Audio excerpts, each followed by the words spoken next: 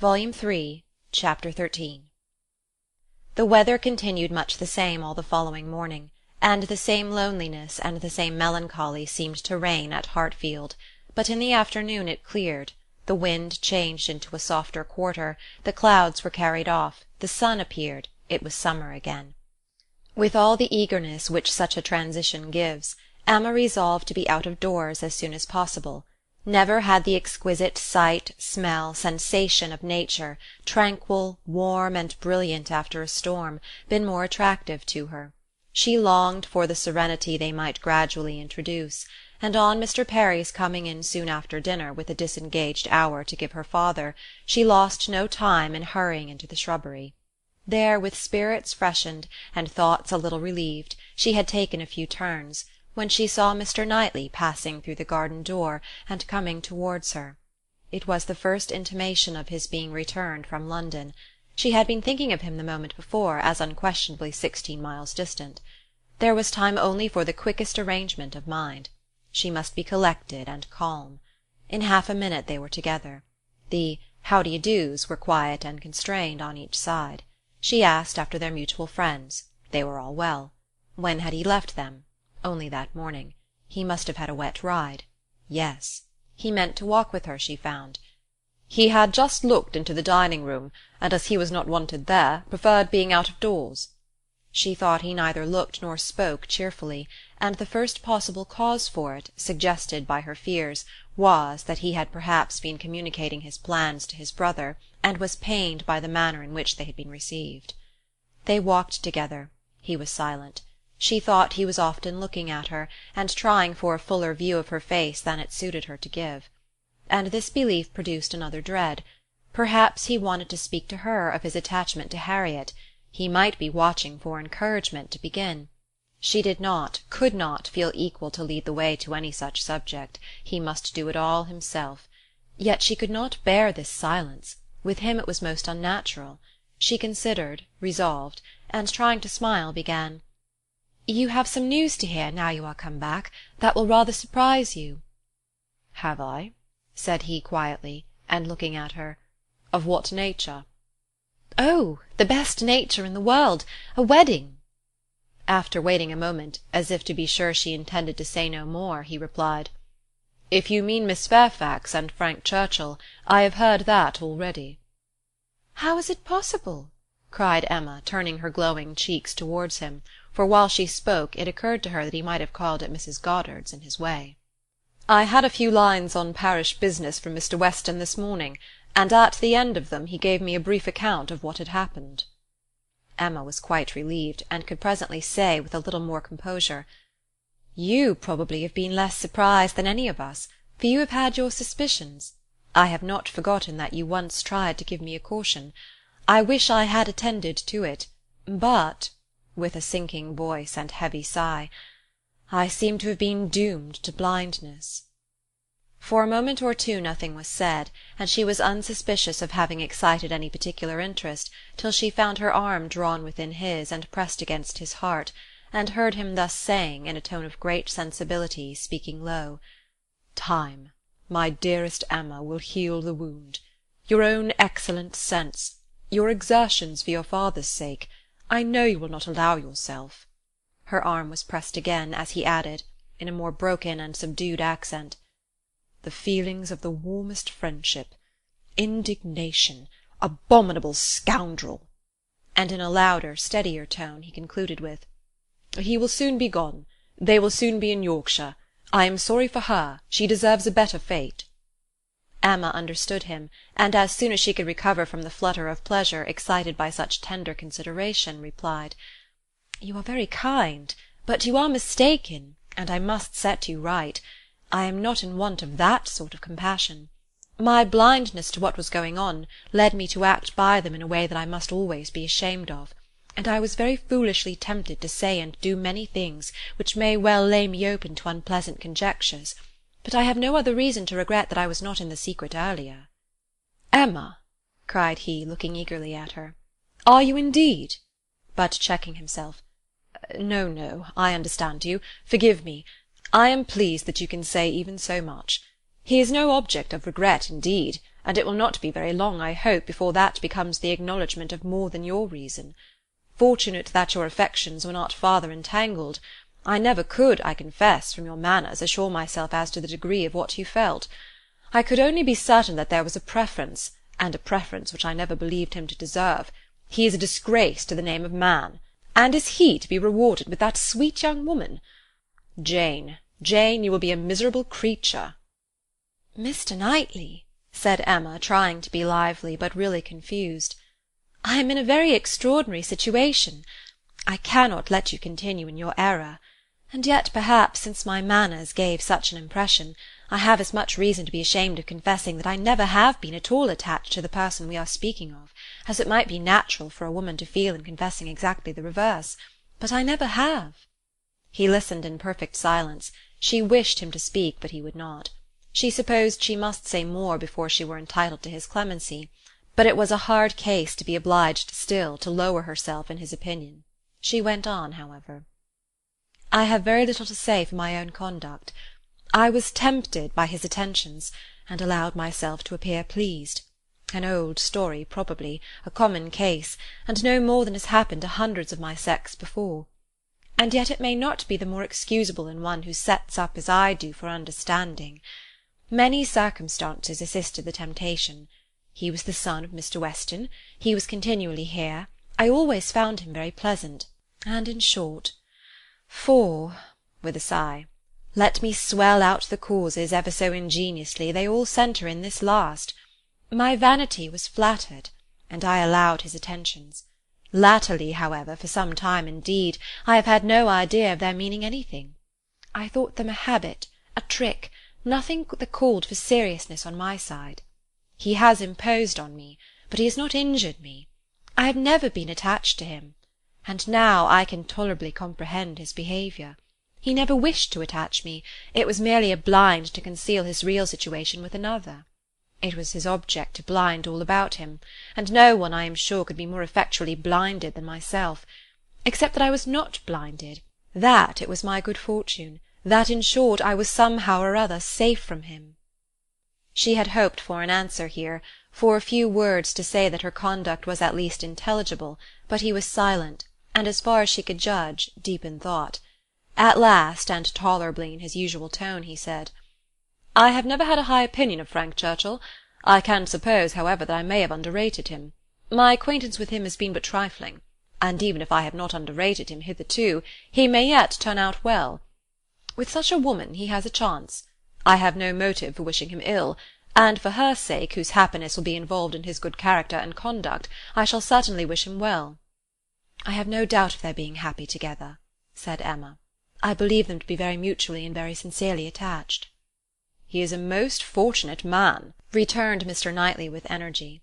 "So early in life, at 23, a period when, if a man chooses a wife, he generally chooses ill.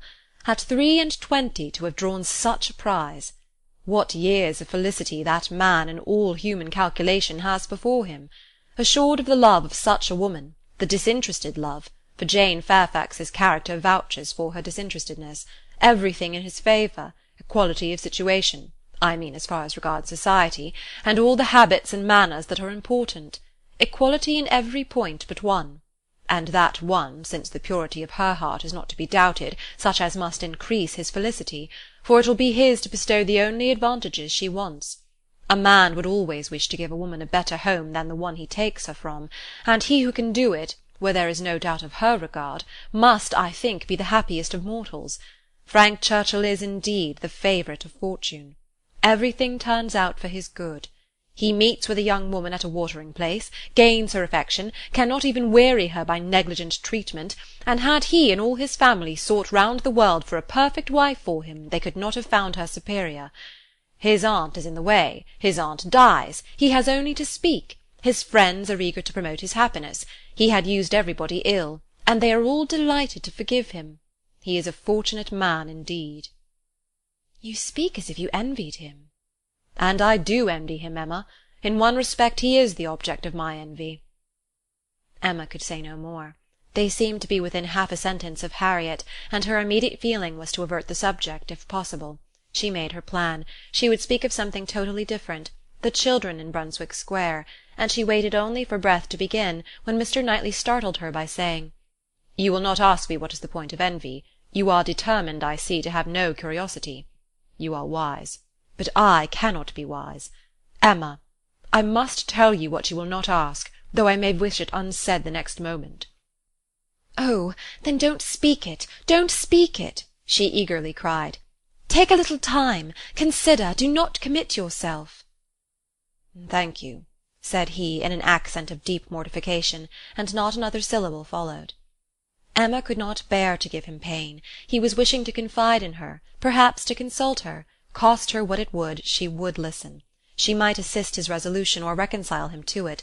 She might give just praise to Harriet, or by representing to him his own independence, relieve him from that state of indecision which must be more intolerable than any alternative to such a mind as his. They had reached the house. "You are going in, I suppose?" said he. "No," replied Emma, quite confirmed by the depressed manner in which he still spoke. "I should like to take another turn. Mr. Perry is not gone." And after proceeding a few steps, she added, "I stopped you ungraciously just now, Mr. Knightley, and I am afraid gave you pain. But if you have any wish to speak openly to me as a friend, or to ask my opinion of anything that you may have in contemplation, as a friend indeed you may command me. I will hear whatever you like. I will tell you exactly what I think." "As a friend," repeated Mr. Knightley. "Emma, that, I fear, is a word. No, I have no wish. Stay, yes, why should I hesitate? I have gone too far already for concealment. Emma, I accept your offer. Extraordinary as it may seem, I accept it, and refer myself to you as a friend. Tell me, then, have I no chance of ever succeeding?" He stopped in his earnestness to look the question, and the expression of his eyes overpowered her. "My dearest Emma," said he, "for dearest you will always be, whatever the event of this hour's conversation, my dearest, most beloved Emma, tell me at once, say no if it is to be said." She could really say nothing. "You are silent," he cried with great animation. "Absolutely silent. At present I ask no more." Emma was almost ready to sink under the agitation of this moment. The dread of being awakened from the happiest dream was perhaps the most prominent feeling. "I cannot make speeches, Emma," he soon resumed, and in a tone of such sincere, decided, intelligible tenderness as was tolerably convincing. "If I loved you less, I might be able to talk about it more. But you know what I am. You hear nothing but truth from me. I have blamed you and lectured you, and you have borne it as no other woman in England would have borne it.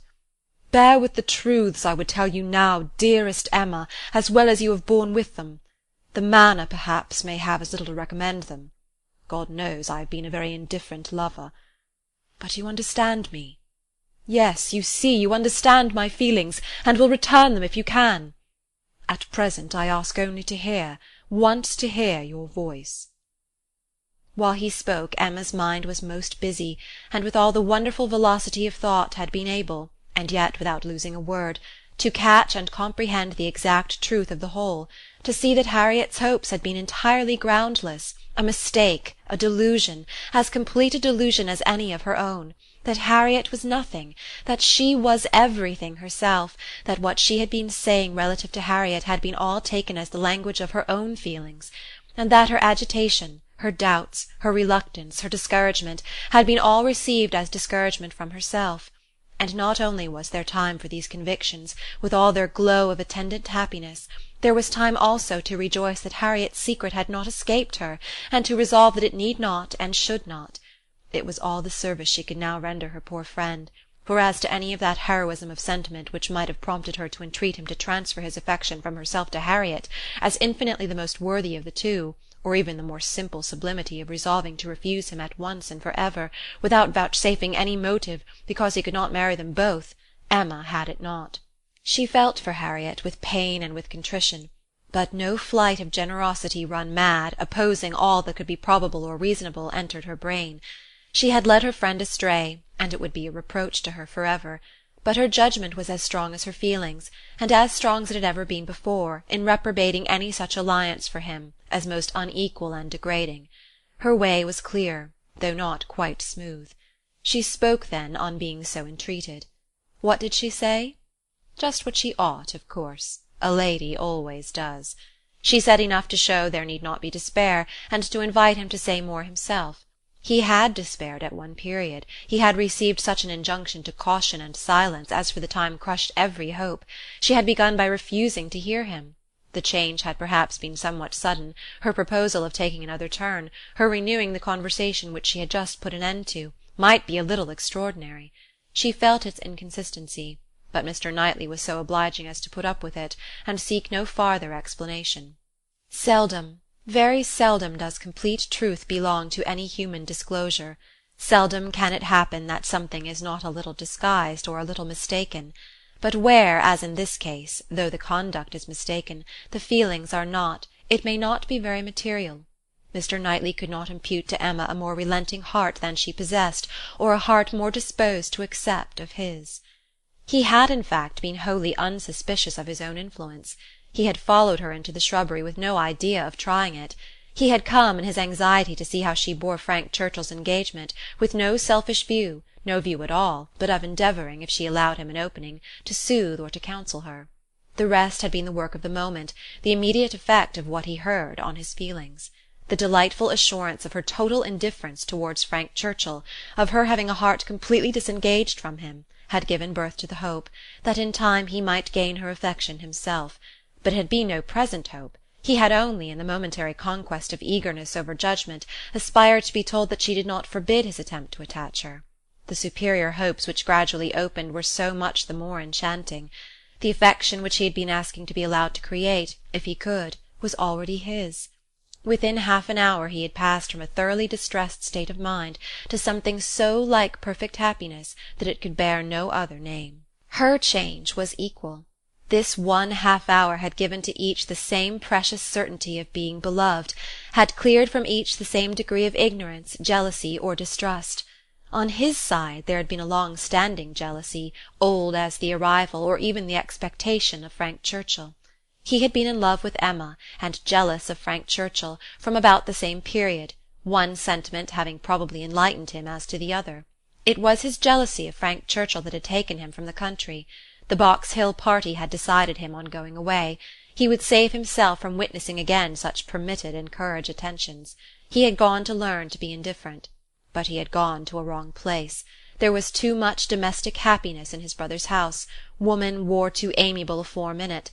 Isabella was too much like Emma, differing only in those striking inferiorities which always brought the other in brilliancy before him, for much to have been done, even had his time been longer. He had stayed on, however, vigorously, day after day, till this very morning's post had conveyed the history of Jane Fairfax. Then, with the gladness which must be felt, nay, which he did not scruple to feel, having never believed Frank Churchill to be at all deserving Emma, was there so much fond solicitude, so much keen anxiety for her, that he could stay no longer. He had ridden home through the rain, and had walked up directly after dinner, to see how this sweetest and best of all creatures, faultless in spite of all her faults, bore the discovery. He had found her agitated and low. Frank Churchill was a villain. He heard her declare that she had never loved him. Frank Churchill's character was not desperate. She was his own Emma, by hand and word, when they returned into the house, and if he could have thought of Frank Churchill then, he might have deemed him a very good sort of fellow. Chapter 13